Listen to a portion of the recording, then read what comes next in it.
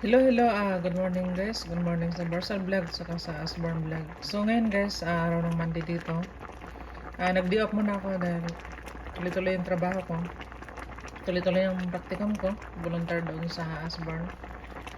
Sa hapon, trabaho ako kaya medyo napagod ako kaya nag-day off muna ako ngayon.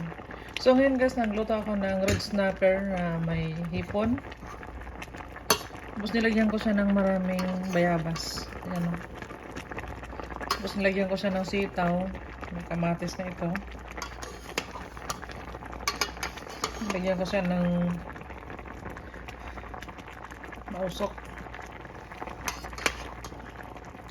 May kamatis siya at saka yung sibuyas. So dahil wala na akong may-upload doon sa Asborn Vlog guys. Ito, nagluto muna tayo ng ulam ngayon. So lalagyan natin siya ng sinigang na sampalok sa miso. Yan. Ito yung pampasim natin. Shout out natin si Manoy Vlog. Thank you so much, no? Lagi kang nangunguna daw sa pag-comments ng Barsal Vlog. Salamat, Manoy Mix Vlog. So padayon lang. So yun yung ulam natin yung tanghali. Sama ko dito sa Alvin. Si daddy niya wala dito.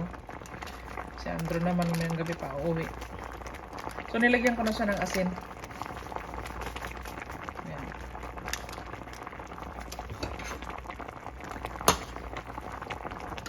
So itong red snapper na to guys, binili namin to sa Seafood City. Nilagyan ko siya ng hipon. Kaya shout out dyan sa lahat ng mga mahilig kumain ng may mga sabaw. Lagyan ko rin siya ng sitaw. So kung na lang yung gulay namin dyan, yun lang yung nilagay ko. Wala nang iba. Kaya na malapot yung sabaw niya. Itikman natin ngayon kung tama na yung timpla niya.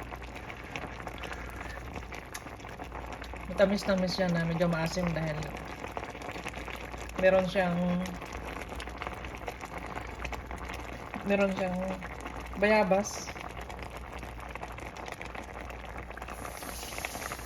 So yun lang muna guys na yung vlog natin. Maraming thank you sa inyo. Sana subscribe din niyo yung maliit kong channel. Hindi ko na isa-isa to guys, dito lang sa cellphone ko nag-vlog.